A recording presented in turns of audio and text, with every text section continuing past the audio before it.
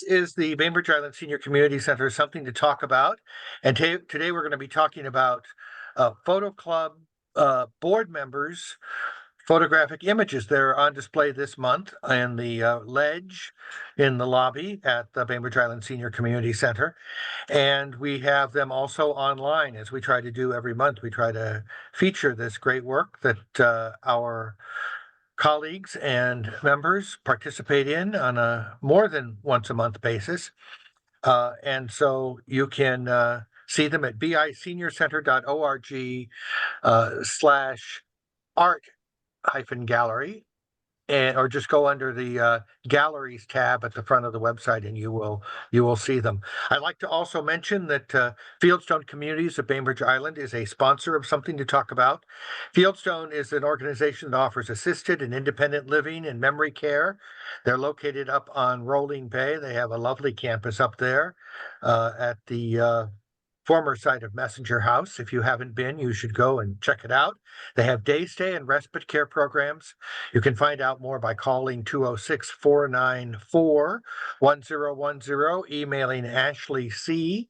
at fieldstonecommunities.com, or check out their website at fieldstonecommunities.com.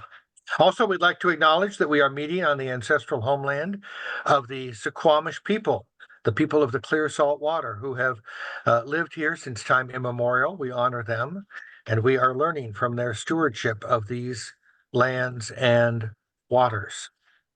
Let me just start by sharing my screen here so you can see. Let's see if this is going to work. I think this is going to work.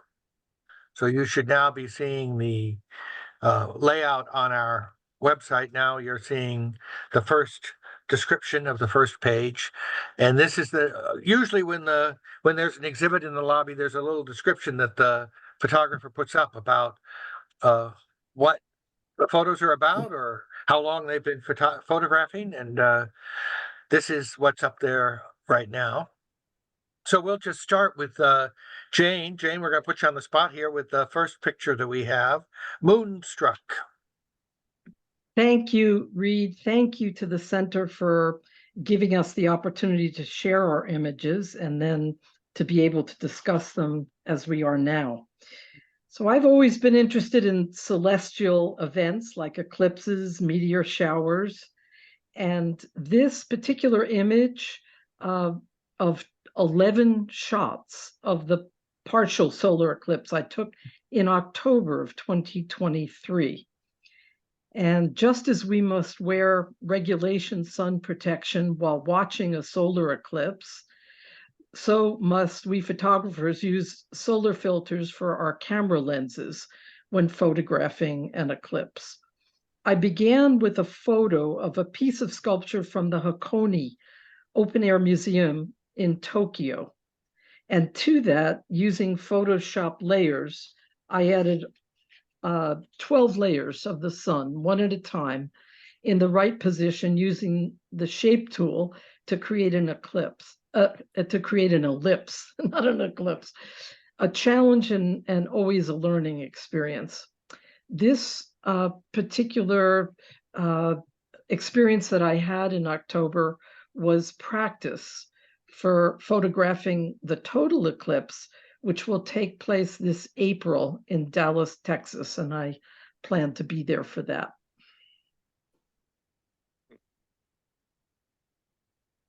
Stunning. Thank you. Yeah, and it the response of the figure is accurate, I think. Mm.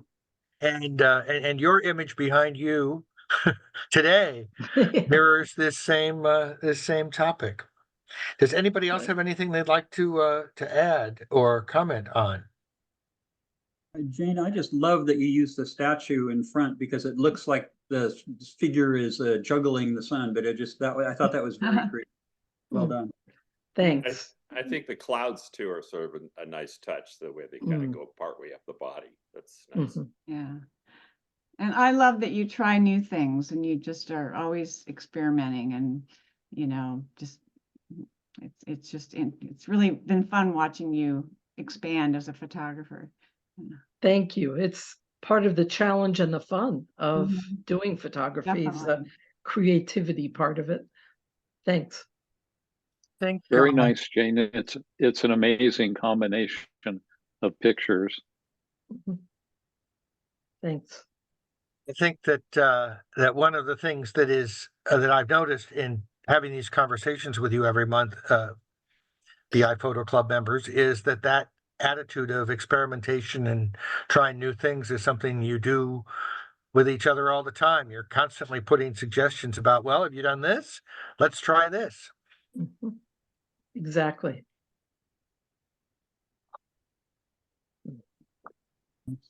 Okay.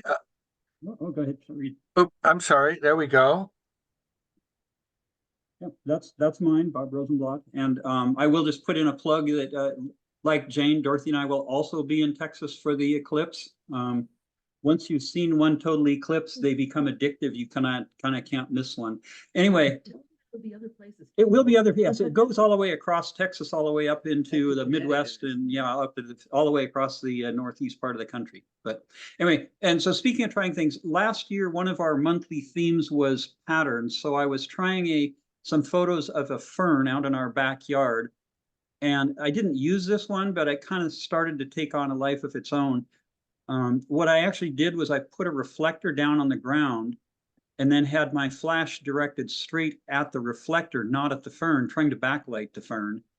And I thought it came out kind of cool, and I started to play with it. And then what I ended up doing was actually taking a couple of different shots of two different ferns and merging them. And then what I did was in Photoshop, I kind of by hand drew a line across it and then inverted half the image to get the black and white. And it's just mostly just two images, and I had a lot of fun playing with them in Photoshop after I took the original images. So that's it. And talking about trying new things, yep, we do that. Well, this is you've got a mirror image of sort of in relief. The black is the mirror of the white. Yep. Yes, exactly. It has a yin and yang kind of quality to it, which is wonderful. Thank you, Jane. Mhm. Yeah, Bob, the you were another. composition, Oh, go ahead. Go ahead. the composition is beautiful, and you resisted the temptation to have the black go all the way across the picture, which I think Mm. makes this one really great. Mhm. Thanks, Chuck. You, Bob, you also, you try so many different things, and I've just had so much fun watching all the different things you create, and your curiosity is inspiring. Thank you, Diane. The black, as Chuck was indicating, it looks more organic because you let it sort of go where it wants to go. And of course, the subject, ferns, is an organic subject. Next up, we have Owl, Snowy Owl from Dawn. I don't know that Dawn is on the call. I think she is. Oh, She there you are, was Dawn. before. Yes, please unmute.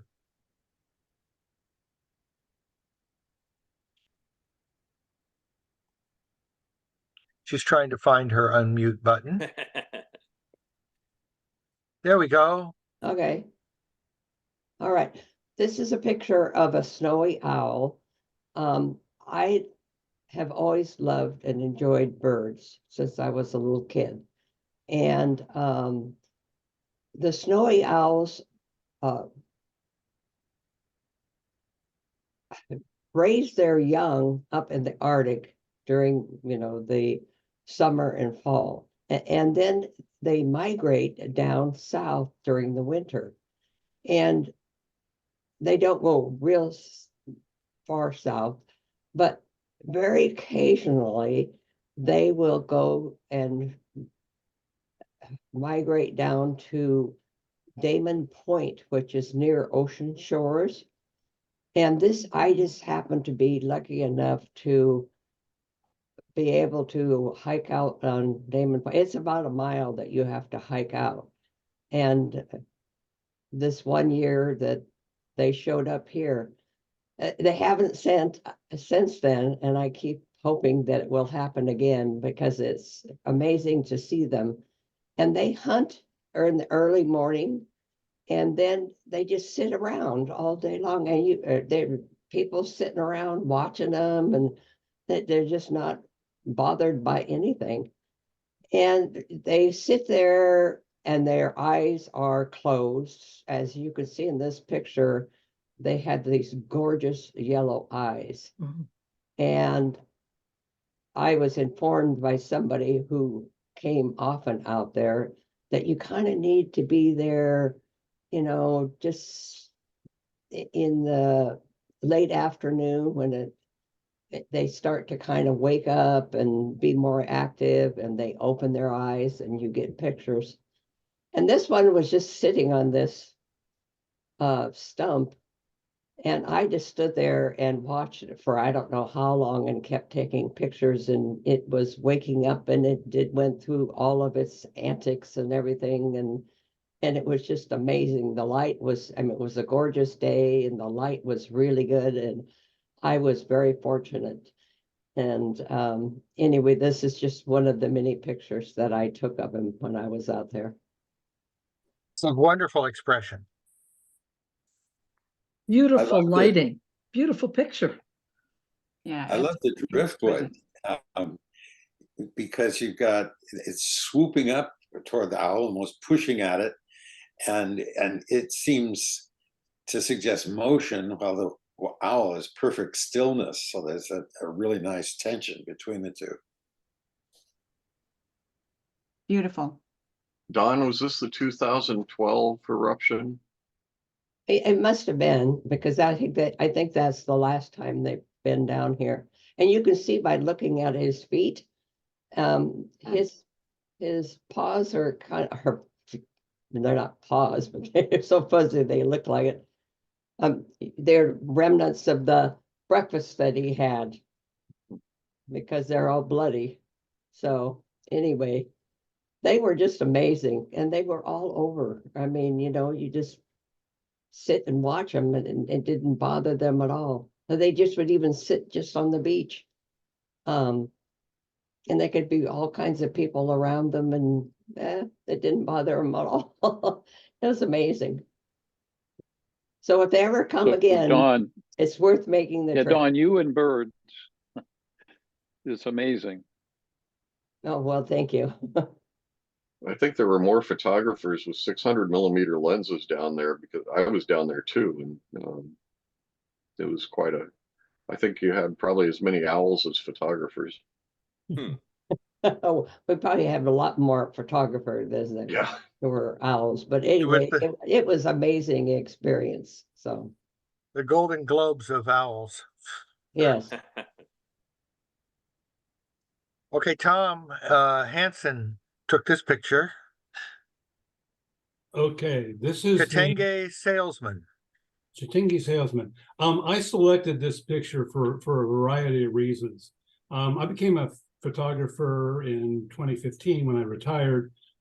At that time, my primary interest was travel, because I had traveled the world, but I never had a decent camera, or sometimes even not a camera, mainly on business. So the things I like to really photograph, or my jam, are travel, street photography, and I'm really interested in people, a lot of dance photography and other kinds of stuff. And this kind of hits all of those buttons. So I selected it. And also, December is a very busy month to try to organize this. And I had a throwdown print that I'd entered in a competition that has never been shown at the senior center. So bingo, that kind of hit all this, the everything on all three or four cylinders.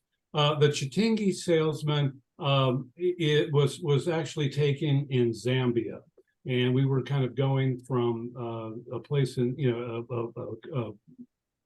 kind of a camp in Zambia to a camp in Botswana, and right next to kind of this border and ferry crossing where Zambia, Botswana, and Namibia kind of get together, they had this little market, and we stopped. And our challenge for the day, and it was for the all the wives, was to buy some Chitinge fabric, which is used for, and a lot of African women make, the very right clothes with them. They maybe make slings that they put babies in. And this young man was bound and determined to sell us something. My wife was looking for something that maybe had an African theme, like a lion or something like that. So he proceeded to show us a tiger.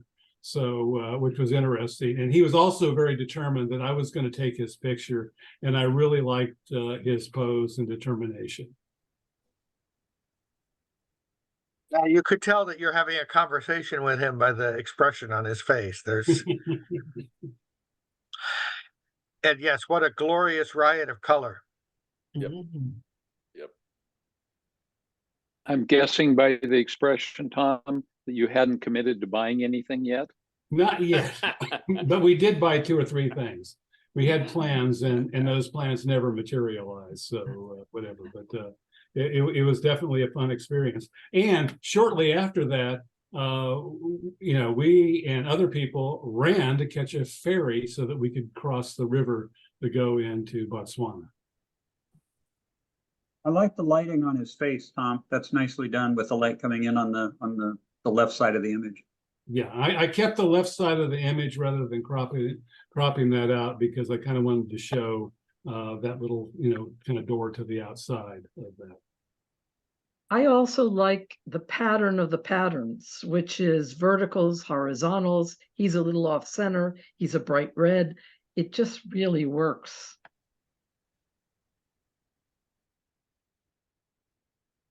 I agree. It's beautiful. Thank you, Tom. Rob Wagner, you have 6 shadows of perforated metal tape. That's a classic Rob title. Well, I've been in the photo club for 13 years now. And early on, I decided I didn't just want to take pictures of scenes. I wanted to take pictures of things that were common, that could be looked at in an uncommon way. And that sort of got me started moving more in this direction. And this happens to be as Reed said, this is actually shooting 6 linear LED lights through a roll of plumber's metal tape, and the shadows that are created by those. And this, again, it's taking an everyday object, and trying to look at it in some unusual way, and that's what this was about. And this kind of, I thought, falls outside of a lot of the norms of photography. Most photography, you look at the sharpness, and things have to be really sharp, and has to be a focus point in the photograph. And this, to me, was just literally a composition. It's not any focus. There's no subject matter to it. It's just a composition. And the only thing, what's not sharp in the image is most of the shadows. And I found that when you take get a shadow from a light, if the light isn't very intense, the edges of the shadow get soft. And so this wasn't a very intense 6 light bulbs. And so that made the images soft, as well as the paper I did it on was a really kind of heavy textured matte white paper, which added to the sort of the textural quality of the image. The only thing that's really in focus is the cross hatching in the black, which is I added into the image. And the other thing that I did differently in this image, which is I've sort of been looking at lately, is I put a border around an image, and this happens to had a black border around it. And then I take away part of the border, like the top and the right side and a little bit of the bottom, and make the border part of the image. And that's something I've been playing with lately. So anyway, this is, we had, in January, we had shadows as a subject matter in the photo club, and I did a whole bunch of different shadows. And this isn't one I presented in the photo club, but it's one that I thought was sort of interesting. And I did add the color into the shadow image. So that's what I can say about it. Anyway, it's my interest, trying to take common things and look at them in an uncommon way. So. Okay. It inspires me, Rob. You inspire me with your more abstract and there are just so many ways you can deal with this kind of an image. You feel like you want to see even more of it. So thank you for doing this. Yeah, well, the kind of comments I get in most of the photo club meetings are, what kind of acid are you on? Or what kind of, have you been smoking marijuana? But no, I just decided this is what I wanted to do. I wanted to have photography not as the end product, but as a step in a process of creating a composition. So I wonder if they asked Matisse that and Picasso when they were painting. I was going to say that when you look at something like the abstract expressionists and you look at Rob's work, you can see that they're not taking things totally out of nature. They're just looking at nature in a way that is focused on pattern or engagement, the way that Rob is representing. It's like they might be looking at rolls of metal tape, but what Rob shows us is something that we didn't know was there. Read, and that for me, that's what photography is about. It's not taking something and taking the same picture 10 other people took of the same subject matter. It's taking a subject and trying to figure out a way to look at it differently. And that's what's I find interesting in photography. I still can't help take the picture of Mount Rainier with the ferry in front of it over and over again.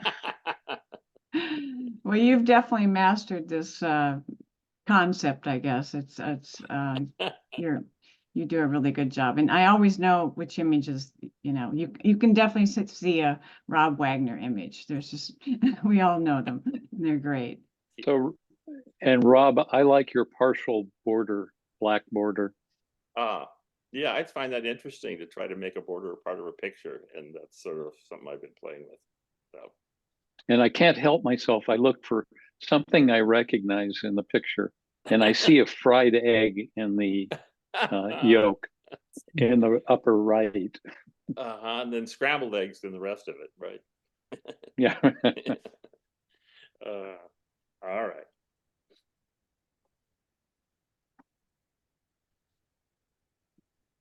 Okay, Glenn, this is the one that I took to put on Facebook to invite people to come.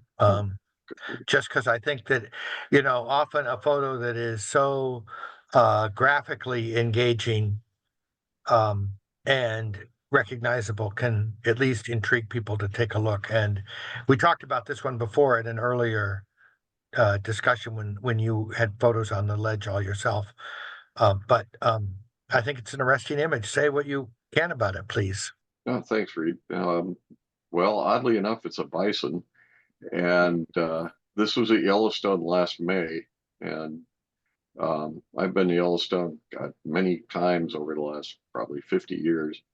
But this is one time when I was probably 40 or 50 feet away from this bison and caught it. It just come out of the Yellowstone River a few minutes earlier, and it was grazing on the grass with some birds going around it, probably grabbing some of the grass particles or other insects or whatever that it had stirred up. And I thought the textures were really amazing in the fur of the bison, and converted it to black and white primarily to bring out the textures of the bison and the water drops even on the bison, and it kind of blends in well with the texture of the grass.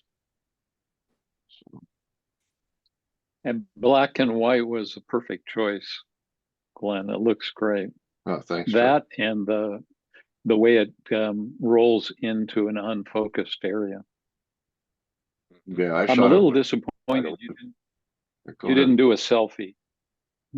No, not with. Yeah, I refused to become a Turon, and actually I was using my Nikon D850, which has an incredibly noisy shutter, and there's another picture of might be the same bison, but it's sticking its tongue out at me, and I think it was getting upset with me.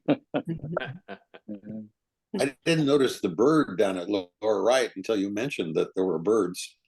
Yeah, that's kind of neat. There's another one in the frame, but I didn't bring it out, so it's actually kind of under the neck of the bison, you can't see it at all, which is actually fortunate in that one. Well Yeah. done. Leonard. Well done. Thanks. I want to say shame on Reed for using this to get people to come. You went all laugh-in on us. You know, what about the buffalo?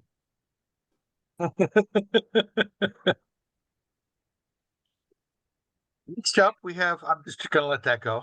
Yeah. Next up, we have Richard Mancuso. Is that how you say your last name, Richard? That is how you say it. Moraine Lake. Okay, Moraine Lake. This was part of a trip in 2016 to the Canadian Rockies. And what I enjoy, in one of the things I enjoy in photography is nature photography, obviously. And this image struck me as many pictures or many images did in that part of the world. I hadn't been to the Canadian Rockies ever, although I've traveled around the country and been to many national parks in this country and some in others as well. But this is just such a stunning part of the world that it just inspired me to take lots of photographs. This one is in Banff National Park. And it's in an area that is fairly touristed. And so one of the challenges is of taking pictures in national parks in general, and especially in well-known spots in parks, is that usually there are just so many people that it's not really possible to get an image without them. But in this case, I walked a fair distance away from where most of the folks were and waited until there were no folks walking around, and then just tried to capture what I felt was a really pretty scene with the mountains and clouds and the surrounding forest. This was in September. You can see there was an early snow there that year. And I thought it reflected the beauty of that one spot as best I could do. Stunning. I like the layering you've got, and I also like how the log in the foreground on the left side kind of goes up and then almost interact, or kind of segues into the reflection of the snowfield. So it kind of just makes your eye loop around there. I think it's kind of cool. I like the foreground element with the the inverted triangle kind of mimicking the mountains. I think that works well. Yeah, that was it looks like I set it up that way and put the logs there that way, but they were there when I got there. And thanks very much. But you didn't crop them out. You kept them at the base of the photo. Yes. Sometimes Beautiful, Richard. Yeah, this is the kind of picture you show to your East Coast relatives who think the Appalachians are mountains. Yes, that's true.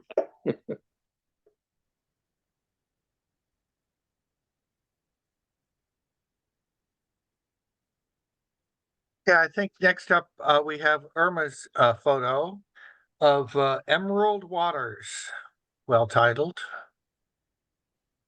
Well, my interest in photography has been vacation shots, landscapes, and basically anything that I think is interesting to photograph. This particular photograph is piggybacking on Mr. Mancuso's journey, because this is a part of the Canadian Rockies as well. We were on our way, and this is a very considerably older photograph. It's 2007. It was taken in July with my very first digital camera. And we were on our way to Grande Prairie, Alberta, Canada. And of course, we went through the Canadian Rockies. We passed through Lake Louise in Alberta. And then we were on what they call the Icefields Parkway.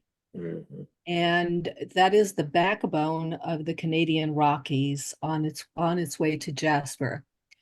And after leaving Lake Louise, driving up the highway, this caught my attention because of the beautiful green water. It's like a stunning green.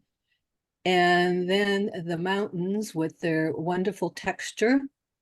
It all came together, the texture of the mountains, the texture of the clouds, and the water, the green water, and the contrast between the hardscape and then the contrast between the color of the water and the color of the sky.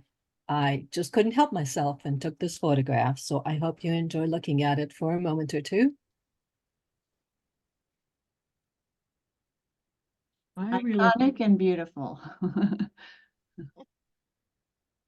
That drive, by the way, and I agree with Irma that this is an area that just calls out to be photographed. That drive on that parkway is probably one of the most spectacular drives you can take anywhere in North America. I agree. And if I were to guess, I would say that's Mount Edith Cavell. Oh, Okay. I It was didn't so know. Beautiful, Irma. Beautiful. you. And the Irma. depth that goes off to the right, you know, the mountains kind of mimic, but they fade in the distance. Very nice. Mm.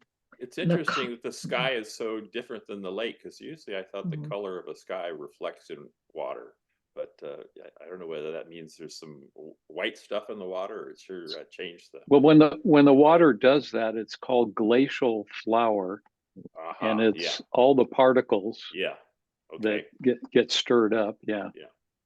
And they capture light in a different way. Right. Many of the lakes in that area, the Canadian Rockies, are like that. And by the way, there has been no editing, photoshopping done to this photograph. So it's in its pristine state. Irma, can I ask why you were headed to Grand Prairie? Yes, it's a very interesting reason that we took this trip. We'd been there once before and had work done on our then Volkswagen camper van. And my husband decided that that's where he wanted to take the vehicle for servicing. So we went to Grand Prairie to get the vehicle serviced. And we ended up doing a loop trip coming back. So it ended up being quite a nice long trip, but the primary purpose to do it was to take the car for service. So when you own a Volkswagen van, one of the things you learn is all the different places it can be repaired. Exactly. We sold it in 2019, I believe. And I think we regret that day almost on a monthly basis. Yeah. Collector's items now for sure. Mm-hmm. I have an 83 camper and it's a love-hate relationship. I mean, it's a love relationship, but it's like, it's anyway. Yeah, you go Yes. very slowly up those mountain hills, I'll tell you that. Absolutely. This is Diane Hutchins, Passing Time. All right. So very similar to Tom, I think we retired about the same time, and I took up photography at that point. Traveling, and I got myself a real camera and joined the photo club, and I've learned all sorts of things. And so I started off pretty much exclusively doing landscape and nature. But I've evolved, I like to think, thanks to the photo club exposing me to all these different styles and helping me to become a better photographer. But I definitely gravitate towards realism, even though Rob has tried to convince me otherwise, but or at least representational realism, which this is an example of. So this is a technique that someone in the club, Colleen, in fact, she shared some intentional camera movement images, which is this technique. And I just really liked them. I liked the impressionistic painterly look of them. And so I decided to give it a try, and I've really experimented quite a bit with it, and I've grown quite fond of the style. It's very freeing. It's all the goals usually is to have a sharp image, and everything's just so precise. And this is full of mystery and surprise. As the name implies, you're simply moving your camera and on a longer exposure. And in order to do this during the day, you use neutral density filters so that you can have a longer exposure, not blow out your image. And so it's really fairly simple. Everything you take is you can't reproduce it because there's so many different factors, how fast you move your camera, or you can do a zoom lens in and out, that kind of thing. But this is just a simple horizontal scan. I think it was like 0.8 of a second. And I just really like the feel of it. And so it's just one of the things I really like, trying new things. And I think that's been the best thing for me being part of this club, is that, I really like trying new things. Like, well, the last time I had a ledge show, it was water drop photography, which is completely different from anything else I usually do. So it's what keeps my interest. And I always kind of tell myself or joke that I'm never going to become a really accomplished photographer in any one genre, because I bounce around so much, but that's just part of my nature. So anyway, and then next month I will have some of my ICM images up on the ledge. So anyway, so We look forward to that. This is because of the that you can see the water in the ground. It has a wonderful atmospheric flavor that is not uncommon to those of us who live in these misty zones. Where was the picture taken?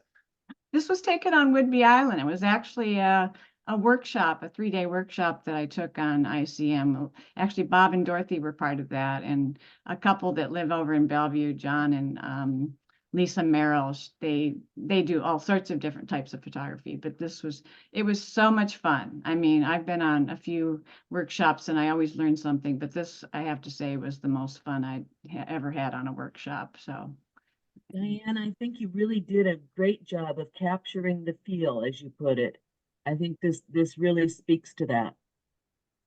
thank you. I really like Beautiful combination of realism and experimentation. It's beautiful. Thank you. And I love the colors that just seem to flow all the way up to the sky in varying degrees of basically monochrome, but it's a very soothing photograph. I could look at it all day and feel comfortable. Yeah, I like muted colors. I just the high desert where my sister used to live, a lot of similar colors there, very, very different look, but I'm attracted to that.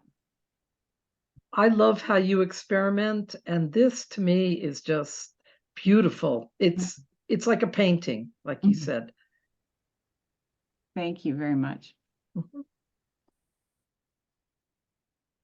So we have Chuck Eklund's Grand Canyon at Dusk.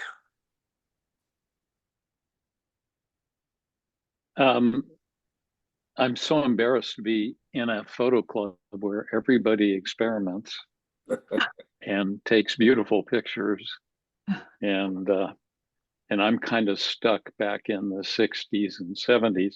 But I do.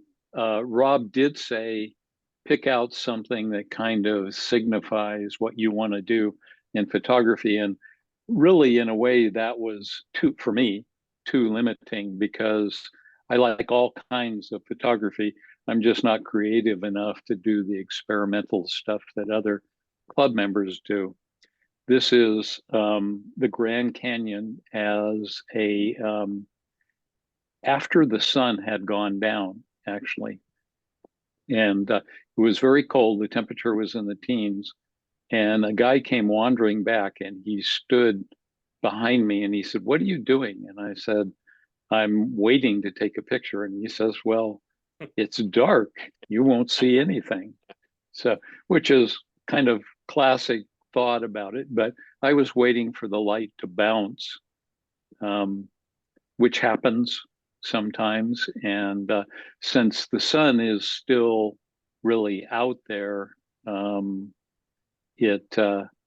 it will sometimes light up clouds that are interesting. I like the colors. I like this part of the Grand Canyon. It's the south rim, about halfway between Bright Angel and Kaibab trails. And when I look at it in the right-hand corner where those rocks are, I can see part of the Kaibab trail. And then if I follow it over to the other side of the river, I can see where another trail goes up from Phantom Ranch. So it's kind of like revisiting the Grand Canyon. And I do like to take pictures of things that when I step up to them, kind of takes my breath away. And the Grand Canyon has done that many times. Well, you are much too modest in your description of your ability. You do such a wonderful job. And I have seen other examples of things that are very creative, but I love your landscapes. They just are exquisite. I agree, Thank you. Chuck. Totally agree that you're far too modest. And the thing I've noticed, not just in this is super, but many of your photos, you have just marvelous lighting. And I think you've got the eye and the patience, but you get marvelous lighting in almost all your photographs. Thank you. This is gorgeous. It's really beautiful. Again, like a painting, I don't think you could have asked for better lighting on the clouds. It's just incredible. Plus the colors, the variety of colors of the canyon really come out in this. It's beautiful. But they're muted. They're not oversaturated like so many landscapes that you see. I like the style you have. Very nice, Chuck. Hey, Chuck. Yes. The thing I like about it is you didn't use AI to replace this guy. Actually, I was never there. And I sent an AI. You said, "Give me this picture. It should have some bounce of the light," and boom. That's funny. Say that again. You said, "I want a picture with the light bounce," and Oh, yeah. can you pull out the Kaibab trails for me? And boom, just like that. No hallucinations, I guess, as they say in AI. Yeah, I think this is lovely, and I think that the what you told about waiting for the right point in the light is indicative of patience that you must. Or the pictures that you showed us of the park that are also on our website several months ago also show that kind of patience to just find the right moment. Yeah, the real patience here was not giving the guy a physics lesson about where the light might be. But anyway. And then I think our last picture here, we don't have Pat Egas here, but she's a member of the board. And this is her contribution. I don't know if anybody has heard her talk about it or anybody wants to say anything about Pat's photo here, but this is Merlin Hawk. What I like, it's obvious, is the way the hawk is capturing the frame, and that's, it's sort of a play on, it's not really part of the image she took, but it's an interesting takeaway from an approach to the hawk. And anyway, Pat takes amazing photographs, as we all know, but yes. she loves playing around in Photoshop, and Yes. she's probably the most talented, or I don't know, there's nothing she doesn't seem to be able to do. And when I saw this, I asked her how she did this, and it's called out of bounds. It's a technique. So I was trying to read up on it and do it just because it's just, again, I love trying new things. But I have learned so much from Pat, you know, just watching what she does. And she's always creative and always has wonderful, wonderful images. Yep. Well, I'm Well, looking. Pat also saw this bird and the claws, and thought of the perfect way to accentuate the bird and the claws. Yeah, that's. Part of it's doing, part of it's seeing. Mhm. I totally agree, Chuck.